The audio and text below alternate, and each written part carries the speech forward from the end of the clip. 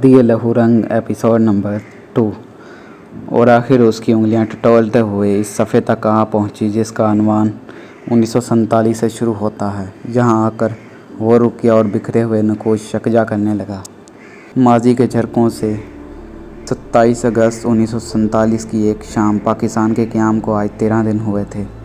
3 जून 1947 को अंग्रेज़ ने 2 ममलिकतों के क़याम का जो ऐलान किया था, इसे अमली जामा पहना दिया गया था। दौलत मुश्तरका की 2 आज़ाद और ख़ुद मुख्तार ममलिकतें दुनिया के नक्शे पर उभरी थीं, लेकिन अभी तक दोनों में से कोई ममलिकत भी अपनी अमलेदारी राय नहीं कर सकती थी। नज़्म व नस्क का ये आलम जंगल के कानून का सामान था।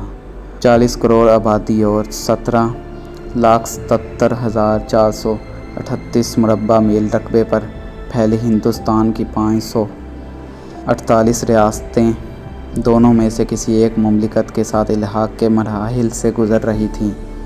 कुछ ने फ़ैसला कर लिया था और कुछ अभी सोच रही थी। बाज़ रियासतों का जग़राफ़ियाई महल वक़ू ऐसा था कि इनके फ़ैसले महज रस्मी हैसियत रखते थे। इनमें से रियासतों जम्मू कश्मीर भी थी, जिसकी 40 लाख आबादी में से 75% मुसलमान थे, लेकिन जिसकी किस्मत का फ़ैसला बदकिस्मती से एक हिंदू डोगरा महाराजे को करना था, जो अभी तक गोमगू के आलम में था। इस रियासत को सिर्फ़ इसीलिए अहमियत हासिल नहीं थी कि यहाँ से जो दरिया फूटते थे वो पाकिस्तान से गुज़रते थे, बल्कि इसकी ज़्यादा अहमियत इसलिए थी कि रियासत जम्मू कश्मीर पाकिस्तान और भारत दोनों से मुल्हक़ थी, जबकि शुमाल में इसके और रूस के दरमियान अफ़गानिस्तान का इलाका था और इसकी सरहद चीन से भी मुश्तरक थी।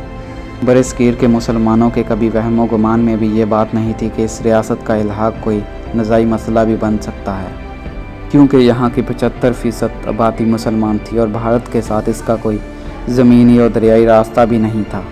इस तरह इक़्तिसादी तौर पर इसका भारत से कोई राब्ता ही नहीं रह जाता था। इस हकीकत का एहसास इन अंग्रेज़ बाजीगरों को भी था। इसलिए रेड गल्फ़ ऑर्डर ने जब दोनों मुल्कों की हदबंदी का ऐलान किया तो बरसगीर के मुसलमानों को ज़बरदस्त ज़हनी धचका लगा। उन्होंने सुना कि पाकिस्तान से मुल्हक़ इलाके का वो हिस्सा भारत को दे दिया जाए जिसमें से एक सड़क कश्मीर और भारत को मिलाती है। ये एक कच्चा रास्ता था जिसे बाद में पुख्ता किया जा सकता था। उस वक्त तक कश्मीर का राब्ता सिर्फ़ 2 सड़कों के ज़रिए दुनिया से कायम था और दोनों इस इलाके में से गुज़रती थीं, जो असूली तौर पर पाकिस्तान के हिस्से में आया था।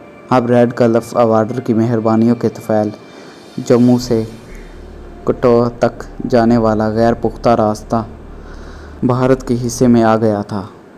कश्मीर और भारत के दरमियान इल्हाक़ की नींव दरअसल अंग्रेज़ बहादुर ने डाली थी और रवानगी से पहले अपनी फ़ितरत के मुताबिक बरसगीर हिंदुस्तान के लिए ऐसा मसला पैदा कर दिया जो इसकी गैर मौजूदगी में भी इसकी डेराना पॉलिसी लड़ाओ और हुकूमत के लिए काफ़ी था। महाराजा को इस बात का बाखूबी इल्म था कि पाकिस्तान के साथ इल्हाक़ की सूरत में कोई ताकत इसका कुछ नहीं बिगाड़ सकती। रियासत की दोनों बड़ी जमातों मुस्लिम कॉन्फ्रेंस और नेशनल कॉन्फ्रेंस के लीडर जेलों में बंद थे, इसलिए कम से कम इस मसले पर रियासत के अमज़र कोई सोरश पैदा नहीं कर सकती थी। लेकिन महाराज पाकिस्तान के साथ सिर्फ मुआहदा इस्तक़रार करके बाज़ाहिर चौकस लेकिन आतिफ़शां पहाड़ के दहाने पर जम कर बैठा रहा, इस बात से बिल्कुल बेपरवाह कि ये पहाड़ अब किसी भी दम फूटने और इसे अपनी लपेट में लेने वाला है। रावलकोट और बाग के सदन कश्मीरी के दिलेरी, जिनकी रिवायत और जान फरोशी जिनके खून में रची बसी थी, बड़ी बेचैनी से नज़रें उठाए महाराजा की तरफ देख रहे थे। इनके लीडरों ने वाज़ेह तौर पर महसूस कर लिया था कि दाल में ज़रूर काला है और महाराज की नीयत फतूर आ चुका था, वरना अब तक वो रियासत के पाकिस्तान के साथ मुल्हक़ का ऐलान कर चुका होता। 1832 में इनके इस्लाफ ने आज़ादी का जो नारा बुलंद किया और 1930 में जिस तरह बाकायदा असम्बली के क़याम की जदोजहद उन्होंने की थी, इसकी बाज़ गश्त अभी तक पूंछ की पहाड़ियों में गूंज रही थी। इस कबीले के मुतल्लिक़ महाराजा को کبھی کوئی غلط فہمی یا خوش فہمی نہیں رہی تھی۔ نوزائیدہ مملکت اسلامی جمہوریہ پاکستان سے اس کی ہمدردیاں کوئی ڈھکی چھپی نہیں تھیں۔ 23 اور 25 اگست کو باغ اور راولکوٹ کے جلسوں میں جو لوگ پاکستان کے ساتھ اپنی دلی ہمدردیوں کا نعرہ مستانہ بلند کر چکے تھے اور ہمیشہ کی طرح اب وہ آزادی کے متوالوں کا ہر اول دستہ بن چکے تھے، انہوں نے باغ کے جلسے میں پاکستان کا حلالی پرچم لہرا کر چند ہی روز پہلے مہاراجہ کو ہلا دیا۔ ڈوگرا سپاہیوں کی گولیوں سے اس راہ آزادی میں شہادت پانے کی اولین سعادت بھی انہی کو حاصل ہوئی تھی۔ جب اس قتل عام کی خبر 26 اگست کو راولکوٹ پہنچی تو آزادی کے متوالوں کے سینے میں ایک الاؤ دہکنے لگا۔ 28 اگست کو وہ لوگ سدھنوئی کے مقام پر اکٹھے ہوئے، جہاں تمام احتیاطیں اور مصلحتیں بالائے طاق رکھ کر 19 اگست 1947 کے روز ڈوگرا افواج سے براہ راست ٹکرانے اور علم بغاوت بلند کرنے کا فیصلہ ہوا، اور یہ خبر راتوں رات سارے پونچھ میں پھیل گئی۔ طے یہ پایا کہ پونچھ کی فوج چھاؤنی سے اس طرف آنے والے دست پر گھاڑ لگا کر ایسی کاڑی ضرب لگائے گی کہ ڈوگروں کو 1832 اور 1830 کا بھولا سبق یاد آ جائے گا۔ راولکوٹ سے تقریباً 6 میل دور پونچھ کی طرف جانے والی سڑک پر دو تھان کے مقام پر موڑ آتا تھا۔ یہاں گھنا جنگل، اونچا نیچا پہاڑی سلسلہ اور ٹیکریاں کسی بھی لشکر کے لیے بہترین جائے پناہ بن سکتی تھی۔ انڈین آرمی کے ایک سابق کپتان کی کمان میں نیشنل گارڈز کے لاٹھیوں اور کلہاڑیوں کے مسلح 200 سرفروش رات کے اندھیرے میں چپ چاپ اپنے گھروں سے نکل کر یہاں آن چھپے تھے۔ یہ نیشنل گارڈز بڑی عجلت میں تربیت پائی تھی۔ سڈھن قبیلے کے سابق انڈین آرمی کے ملازمین نے انہیں جنگلوں اور پہاڑوں میں خفیہ طور پر تربیت دے کر چند ہی مہینوں میں اس قابل بنا دیا کہ اب کسی بھی باقاعدہ فوج سے ٹکرانے کے لیے تیار تھے۔ ابھی تک انہوں نے اپنی طاقت کو خفیہ رکھا ہوا تھا، لیکن اب وقت آ گیا تھا کہ وہ اپنے تربیت یافتہ چھاپہ ماروں کے جو ہر آزمانے کے لیے انہیں میدان کارزار میں لے آئے۔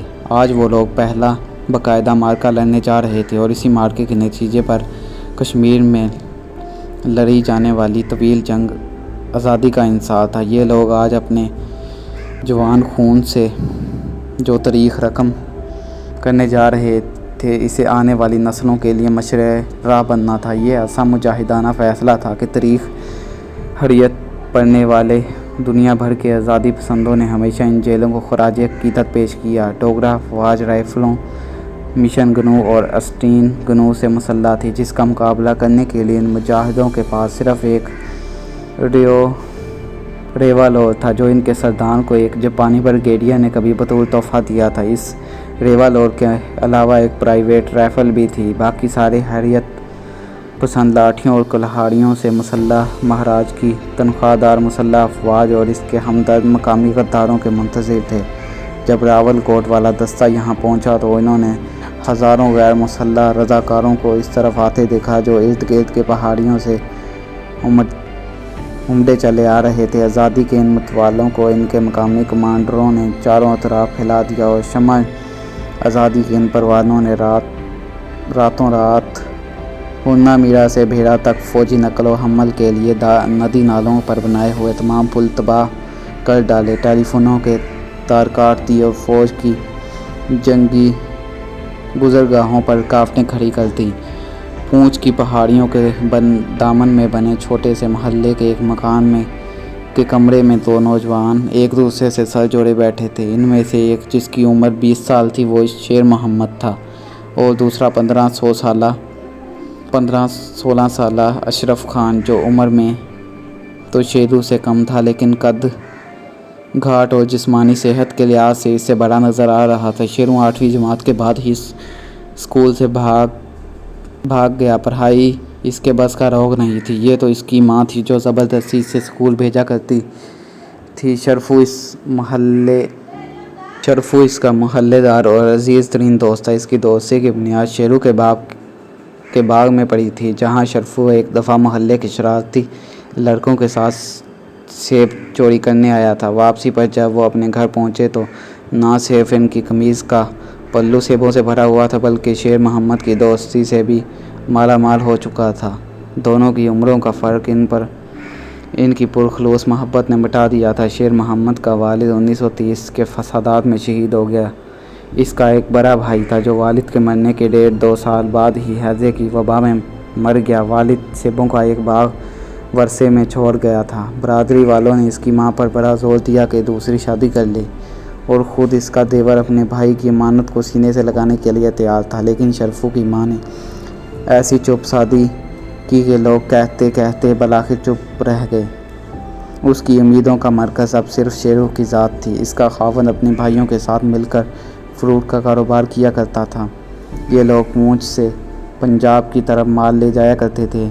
इसकी मौत के बाद इसके भाइयों ने अपनी भाभी और भतीजे को कभी महसूस न होने दिया कि वो अकेले रह गए हैं। शरफू का बाप रॉयल आर्मी का हवलदार था। इसका दादा महाराजा की फ़ौज में मुलाजिम रहा था। इसका ख़ानदानी पस मंज़र फ़ौजी था। इसका बाप जुलाई 1947 में छुट्टी पर आया तो वापस ना गया। कश्मीरी हरत पसंदों की नेशनल गार्ड्स में इसे मुमताज़ हैसियत हासिल थी। जुलाई के बाद वो रुपोश हो चुका था और पूंछ के जंगलों में मुजाहिदीन को तरबियत दे रहा था। कश्मीर या मौत, ये था वो नारा सबसे पहले इन लोगों ने पूंछ की दीवारों पर लिखा हुआ देखा। ये नारा कश्मीरियों का मुकद्दर बन चुका था। उन्होंने आज़ाद कश्मीर के लिए बावकार मौत की शर्त को दिलो जान से कबूल किया था। पूंछ के गिरदोनवा में हैरत पसंदों की खुफिया तरबियत बड़ी तेज़ी से जारी थी। शेरू और शरफू दोनों को हवलदार साहब ने राइफल चलाना सिखा दिया था। तो दिन को या रात के पिछले पहर जब भी डोगरा फ़ौज के सिपाही इनके महलों पर भगोड़े फ़ौजियों की तलाश में छापे मारते अपना सामना लेकर रह जाते। इन लोगों ने ऐसा निज़ाम तरबियत ले लिया था कि मकामी हिंदू आबादी और गद्दारों की मुखबरी के बावजूद वो अपने आदमियों को गिरफ्तारी से महफूज रखते थे। अभी तक इन दोनों से मकामी छावनी और थानों में मौजूद पुलिस की नफरी की जासूसी का काम ही लिया जा रहा था। एक रोज़ उन्हें रावलकोट की तरफ बढ़ने और हिजरा के मुकाम पर मोर्चा बंद होकर गार्ड लगाने का हुक्म मिला। हिजरा 2 थान से आगे पूंछ और रावलकोट के दरमियान वाक़ था। यहाँ डोगरा फ़ौज ने अपना कैंप जमा रखा था और हिजरा के गिरदा गिर्द मौजूद बागियों की सरकोबी के लिए अमूमन यहाँ से फ़ौजी दस्ते रवाना किए जाते थे। 2 थान पर मौजूद 1 नेशनल गार्ड्स के कमांडर ने जो इस इलाके में दूर दूर तक फैले हुए मुजाहिदीन की कमान कर रहे थे, हुसैन खान को ये मिशन देकर रवाना किया था कि वो पूंछ की तरफ से आने वाले मुजाहिदीन के साथ मिलकर हिजरा के डोगरा कैंप को घेरे में ले रखे और जब डोगर से घाट में आए तो इन्हें तबाह कर दे।